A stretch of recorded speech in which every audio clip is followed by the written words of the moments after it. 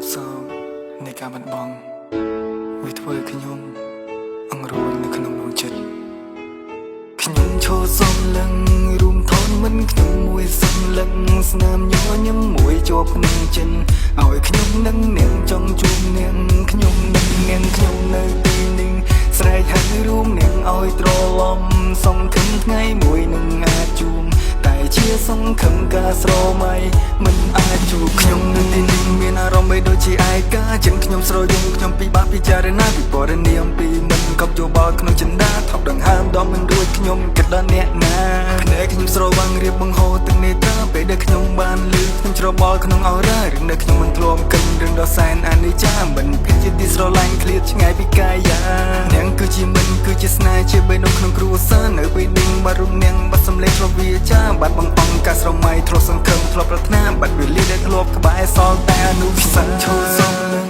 រួមថនមិនខ្ញុំមួយសំឡឹងស្នាមញញឹមមួយជាប់ក្នុងចិនឲ្យខ្ញុំនឹងនាងចង់ជួបនាងខ្ញុំនឹងនាងខ្ញុំនៅទីនេះស្រែកហៅរួមនាងឲ្យត្រឡប់សង្ឃឹមថ្ងៃមួយនឹងអាចជួបតែជាសង្ឃឹមការស្រមៃមិនអាចជួបពេលដែលមិនលឺអារម្មណ៍ខ្ញុំសែនតក្រហល់ដំនឹងដល់អនិច្ចាដំនឹងដល់អកុសលមិនសម្លាញ់ខ្ញុំសម្លំដោយរនានឹងថ្នល់គ្រោះថ្នាក់ចរាចរណ៍ដែលពួកយើងស្មានមិនដល់ក្រុមគ្នារំពឹងស្មានដល់សង្ឃាំងភ័ណ្ឌដែលទៅកាន់មន្ទីរពេទ្យចូលបន្ទប់សង្គ្រោះបន្ទាន់អ្នកម្ដាយស្រត់ទឹកភ្នែកក្នុងចិត្តខំបន់ស្រន់អោកូនមាសម្ដាយសូមរួចពីទោសទណ្ឌទាំងមុខក្រៀមក្រំគ្មានអ្នកណាអាចញញឹមម្នាក់ស្រត់ទឹកភ្នែកហាងបីដូចភ្លៀងរលឹមសំឡឹងទៅមាត់ទ្វាររោងចាំស្ដាប់ដំណឹងលោកគ្រូពេទ្យគ្រូវីក្បាលបានន័យថាអស់សង្ឃឹម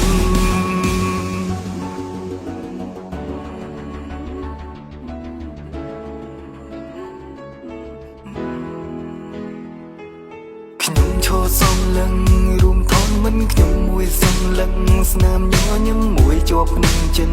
ឲ្យខ្ញុំនឹងនាងចង់ជួបនាងខ្ញុំនឹងនាងខ្ញុំនៅទីនេះស្រែកហៅរួមនាងឲ្យត្រឡប់សង្ឃឹមថ្ងៃមួយនឹងអាចជួបតែជាសង្ឃឹមការស្រមៃមិនអាចជួបបើសិនជាអាចចង់ឲ្យពេលវេលាត្រឡប់មកជួបជុំមិត្តភក្តិសង្សារសំណំពុំយើងសនិទ្ធនាងពេលខ្លះគេយល់សមហើយសុបិនររៀបរេចង់ឲ្យគ្រប់យ៉ាងត្រឡប់សង្សារឯងនាងបង្ហូរទឹកនេត្រាទាំងភ្នែកដ៏មានតម្លៃនាងសម្រងព្រោះអ្នកណានាងថាឯងក្បត់សម្ដីពីដែលធ្លាប់សន្យាមានរូបអូនជាលង្ហើមយើងទាំងពីរនឹងរៀបការនៅសល់ពាក្យពេញដែលមិនទាន់បាននិយាយរឿងខ្លះមិនទាន់ធ្វើរឿងដែលយើងធ្លាប់ស្រមៃអនុសាសន៍មួយកំណរកុំចប់ក្នុងហារតីហើយអ្វីក៏ដាច់ចិត្តចាក់ចេញទៅទាំងអាឡ័យឈរសំឡឹងរួមថនមិនខ្ញុំមួយសំឡឹងស្នាមញញឹមមួយជាប់ក្នុងចិនឲ្យខ្ញុំនឹងនាងចង់ជួបនាងខ្ញុំនឹងនាងខ្ញុំនៅទីនេះស្រែកហៅរួមនាងឲ្យត្រឡប់សង្ឃឹមថ្ងៃមួយនឹងអាចជួបតែជាសង្ឃឹមការស្រមៃមិនអាចជួបមិនគ្នាស្រមៃអធិដ្ឋាននៅក្នុងចិនបួងសួងដល់ទេវតាសូមឲ្យជួយរក្សាមិនបែកគ្នាវេលានឹងទុំថាប្រលិខិតមិនតែតែមួយថ្ងៃគឺជាមិនមួយជីវិតនឹងជាជីវិតទុកលោកីក្នុងលោកការរួមមួយឆាជីវិតមានវេលាយូរប៉ុណ្ណាកើតចាំងឈឺស្លាំងគឺជារឿងធម្មតាពាក្យមួយឃ្លាទុកខាងអនិច្ចំអនត្តានឹងជាចម្រៀងខ្ញុំសរសេរជូនទៅមិនដែលខ្ញុំគោរពស្រឡាញ់ខ្ញុំរាប់អានមួយជីវិតអស់វេលានឹងអាចជួបក្រុមយ៉ាងជាអាដឹងពុំយើងនៅទីនេះនឹងនឹកអ្នកមួយជីវិត